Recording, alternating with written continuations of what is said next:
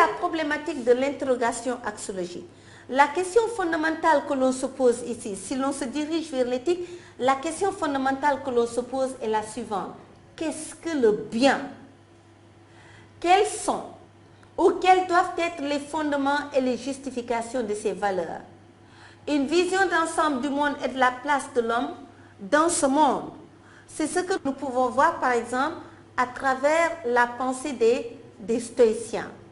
Les stoïciens se sont posés une question sur le monde, pour l'organisation, l'ordre parfait qui règne dans l'univers qu'on appelle le cosmos, mais en réalité toute cette étude-là devrait aboutir à une sagesse qui indique la place de l'homme dans le monde. Si l'homme est un être doué de conscience et qu'il cherche à connaître le principe de toute chose, cet homme ne peut plus se comporter n'importe comment à travers le monde.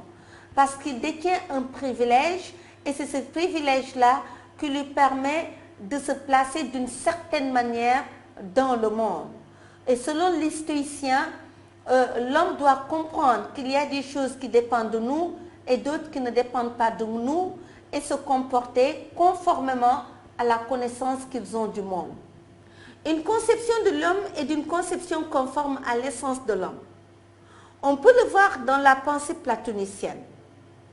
C'est Platon qui dit « philosopher, c'est apprendre à mourir ».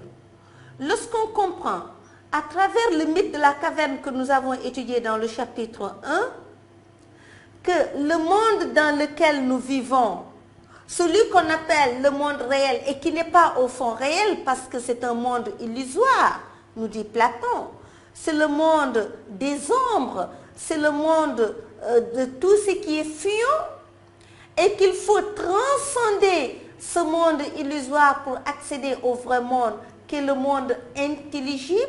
Lorsque l'être humain détient cette connaissance et qu'il sait que lui-même, être humain, il est ce qui fait sa partie essentielle, c'est l'âme, et qu'il est le corps et le tombeau de cette âme, il doit apprendre à se détacher de ce monde pour accéder au vrai monde.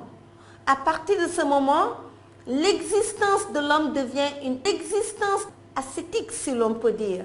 C'est cette même idée d'ailleurs que l'on pourrait retrouver également dans la pensée chrétienne.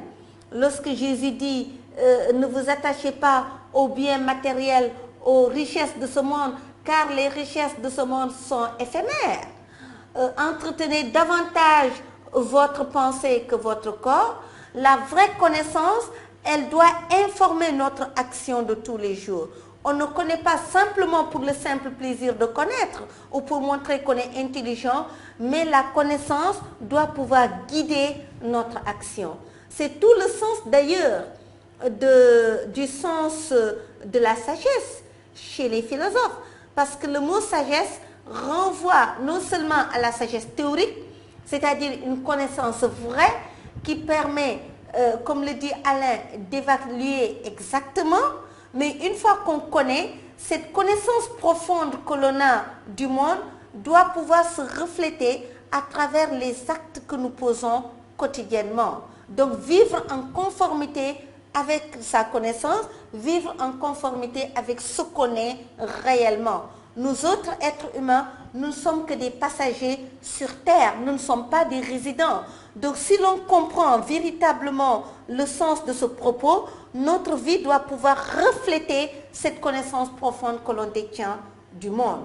On peut le voir également à travers l'hédonisme chez les épicuriens qui font du plaisir le but ultime de la vie, mais c'est ce plaisir qui est identifié également au bonheur. Et c'est de cette manière qu'ils disent qu'il y a trois besoins dans le monde. Il y a des besoins qui sont naturels et nécessaires, il y a des besoins qui sont naturels mais non nécessaires, et enfin, il y a des besoins qui ne sont ni naturels ni nécessaires. Donc si la vie est quête de plaisir, c'est vrai, mais en recherchant le plaisir, on peut aboutir à du déplaisir et on sera malheureux. Donc comment faire pour avoir du plaisir et être heureux? Il faut donc modérer sa vie. Voilà pourquoi ils distinguent ces trois catégories de besoins et ils enseignent quel comportement on doit adopter face à ses plaisirs, face à ses besoins pour pouvoir avoir du plaisir et non du déplaisir. Pour la première catégorie de plaisir, c'est-à-dire les besoins qui sont naturels et nécessaires, les épicuriens disent qu'il faut les satisfaire, mais avec modération. Par exemple, lorsqu'on mange, le besoin de nourriture, c'est un besoin naturel. Si l'homme ne mange pas, il meurt. Mais en mangeant, s'il est vrai qu'on obtient du plaisir, mais on peut obtenir du déplaisir lorsqu'on mange avec excès. Donc s'il faudrait manger, oui, parce que c'est un besoin naturel, oui, parce que c'est un besoin nécessaire, c'est-à-dire on ne peut pas s'en passer, et nécessaire ce qui ne peut pas ne pas être, donc le besoin de nourriture est nécessaire, il faut le satisfaire parce que c'est nécessaire, mais il faut y aller avec modération. Il faut le modérer pour pouvoir avoir du plaisir. Deuxièmement, les besoins qui sont naturels, c'est vrai, mais cette fois-ci, ils ne sont pas nécessaires. Il y a des besoins qui sont naturels et qui ne sont pas nécessaires. Face à ces besoins, quelle est l'attitude convenable? Il faut tout simplement les dominer, essayer de les surmonter. Et enfin, les besoins qui ne sont ni naturels ni nécessaires, il faut tout bonnement les supprimer. Donc quand on regarde cela, c'est une vie ascétique, le philosophe qu'on vit ici en tant qu'il est épicurien, non pas au plaisir mondain tel qu'on l'entend souvent dans la vie lorsqu'on vous dit vous êtes épicurien, ça veut dire que vous aimez la bonne chair, vous aimez la vie. Non, ici, cette vie à laquelle ils invitent, c'est une vie ascétique, une vie où il est question en quelque sorte, si je peux prendre une image dans les religions révélées d'une manière générale, c'est une vie qui consiste à combattre les plaisirs de ce qu'on appelle dans l'islam jihadul nafs, c'est-à-dire essayer de mener une vie conforme à notre dignité en tant qu'être humain doué de pensée.